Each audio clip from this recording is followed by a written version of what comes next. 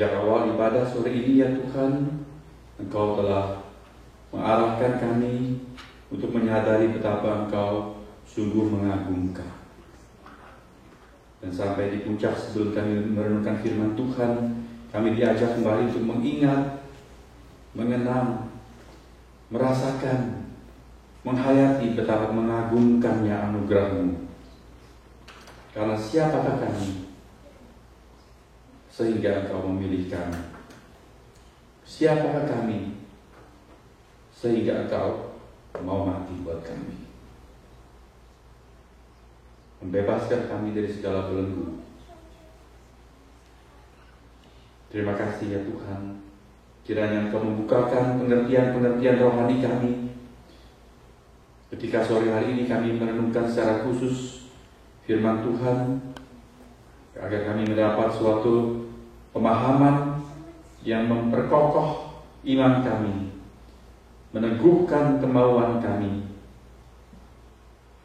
membantu karangkan kesetiaan kami tetap kepada Tuhan, bukan kepada yang lain yang bukan Tuhan. Berkatilah kami sekalian, termasuk anak-anak di dalam kelas mereka, dalam nama Tuhan Yesus. Amin.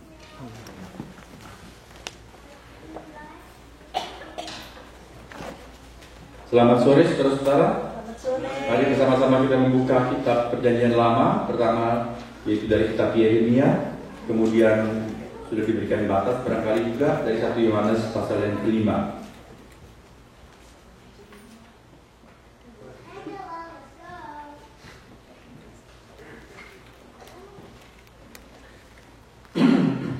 Yeremia pasal yang kedua, ayat pertama sampai dengan ayat ke-13, dan ayat emas dari 1 Yohanes pasal 5 ayat yang ke-21.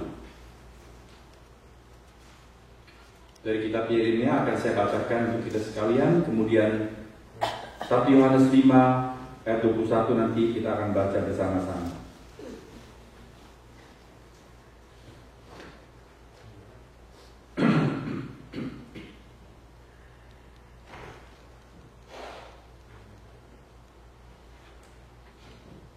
Yeremia pasal 2 ayat yang pertama mulai. Firman Tuhan datang kepadaku bunyinya, pergilah memberitahukan kepada penduduk Yerusalem dengan mengatakan, beginilah firman Tuhan, aku teringat kepada kasih-Mu pada masa mudamu, kepada cintamu pada waktu engkau menjadi pengantin. Bagaimana engkau mengikuti aku di padang gurun, di negeri yang tiada tetaburannya. Ketika itu Israel kudus bagi Tuhan, sebagai buah bungaran dari hasil tanahnya. Semua orang yang memakannya menjadi bersalah, malah petaka menimpa mereka. Demikianlah firman Tuhan. Dengarlah firman Tuhan, hai kaum keturunan Yakub, hai segala kaum keluarga keturunan Israel.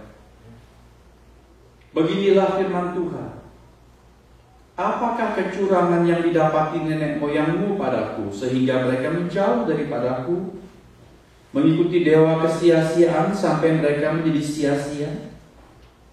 Dan mereka tidak lagi bertanya, di manakah Tuhan yang menuntun kita keluar dari tanah Mesir, yang memimpin kita di padang gurun, di tanah yang tandus dan yang lekuk-lekuk, di tanah yang sangat kering dan gelap, di tanah yang tidak dilintasi orang dan yang tidak didiami manusia. Ayat 7. Aku telah membawa kamu ke tanah yang subur untuk menikmati buahnya dan segala yang baik daripadanya. Tetapi segera setelah kamu masuk, kamu menajiskan tanahku. Tanah milikku telah kamu buat menjadi kekejian. Para imam tidak lagi bertanya, di manakah Tuhan? Orang-orang yang melaksanakan hukum tidak mengenal aku lagi. Dan para gembala mendurhaka terhadap aku. Para nabi bernubuat demi Baal. Mereka mengikuti apa yang tidak berguna. Sebab itu aku akan berbantah lagi dengan kamu, demikianlah firman Tuhan. Dan dengan anak cucumu aku akan berbantah.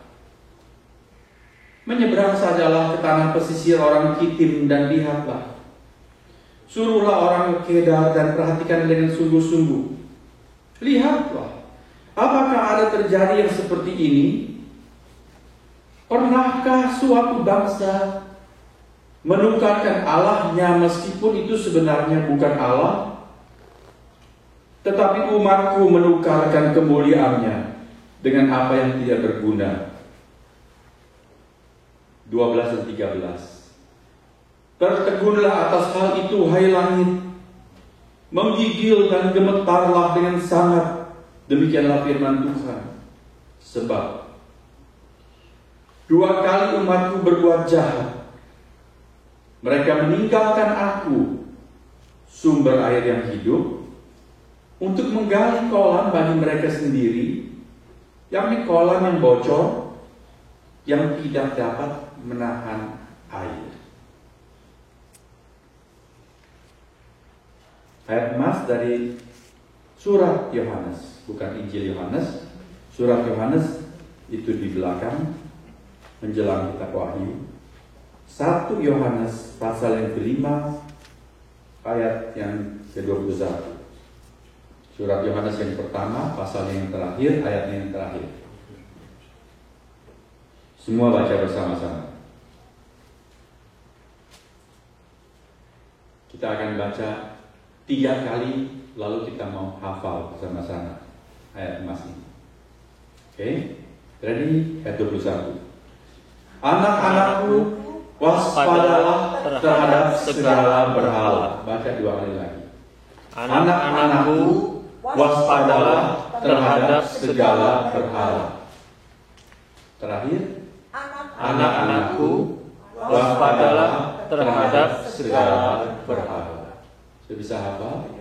Kalau semua angkat wajahnya, tidak contek, kita hafal ayat ini. Oke, 2, 3. Anak-anakku, waspadalah terhadap segala berhala. Gampang ya? Jadi Yohanes, rasul atau murid Tuhan, waktu dia sudah lanjut usia, dia mengembalakan jemaat di Efesus, dan dia menulis surat ini, dan dia berpesan, anak-anakku. Ya, dia sudah tua, dia menganggap jemaat seperti anak-anaknya. Dia sudah banyak pengalaman. Dia berikan pesan yang sangat penting. Apa pesannya? Waspadalah terhadap segala berhala. Itu menjadi tema kita pada hari ini. Waspadalah terhadap segala berhala. Waspada. Waspadalah. Apa artinya waspadalah? Waspada. Hati-hati. Kalau sesuatu dikatakan waspada, itu berarti awas-awas. Ada sesuatu yang bahaya. Betul. Di sini diberitahukan waspadalah, yang bahaya apa? Berhala.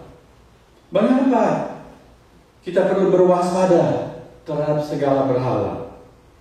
Itu berarti ada ancaman tentang penyembahan berhala. Saudara-saudara, kalau kita mempelajari Alkitab dan mempelajari antropologi atau ilmu mengenai kemanusiaan, kita akan menemukan di dalam sejarah manusia selalu ada tren, selalu ada kecenderungan untuk menyembah berhala. Khususnya kita berbicara mengenai umat Allah, mulai dari Israel dan sampai kepada kita di Perjanjian Baru, pengikut Kristus, umat Kristen, umat gereja, selalu ada tren untuk menyembah berhala. Dan mengapa kita perlu waspada terhadap kecenderungan menyembah berhala? Karena akibatnya itu parah sekali. Minggu lalu saya memberikan khotbah dengan tema apa? Saudara-saudara masih ingat? Warisan yang paling bernilai. Warisan yang paling bernilai. Dan di dalam kitab Hakim pasal 2 itu dicatat di sana dan diberitahukan bahwa umat Israel begitu masuk ke tanah Kanaan setelah Yosua dan para pemimpin lain itu meninggal dunia, Mereka dengan sangat cepat generasi berikutnya itu melupakan Allah.